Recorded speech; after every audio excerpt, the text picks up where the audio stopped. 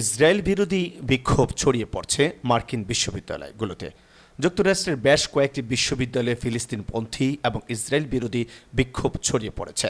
গাজা যুদ্ধে ইসরায়েলের ভূমিকার সমালোচনা করে সম্প্রতি কলম্বিয়া বিশ্ববিদ্যালয়ে যে বিক্ষোভ হচ্ছে তাতে এখন অন্যান্য বিশ্ববিদ্যালয়ের ছাত্ররাও অংশ নিচ্ছে।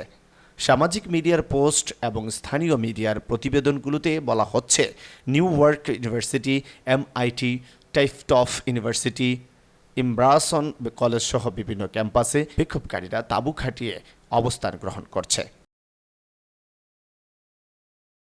কোনো ইসরায়েল বিরোধী বিক্ষোভে নদী থেকে সাগর পর্যন্ত সাইনও দেখা যায়। উল্লেখ্য, এই দিয়ে ফিলিস্তিনিরা জর্ডান নদী থেকে সাগর পর্যন্ত ফিলিস্তিনি রাষ্ট্র প্রতিষ্ঠার কথা বুঝিয়ে থাকেন। MITতে ছাত্ররা গাজায় যুদ্ধবিরতির আহ্বান জানাতে বিশ্ববিদ্যালয়ের ব্যর্থতার সমালোচনা করে। তারা ইসরায়েলের সামরিক বাহিনীর সাথে MITর সম্পর্ক ছিন্ন করার দাবিও জানায়।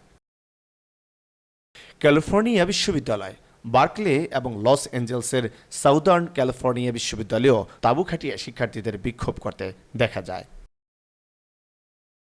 সবচেয়ে তীব্র বিক্ষোভ হচ্ছে কলম্বিয়া বিশ্ববিদ্যালয়।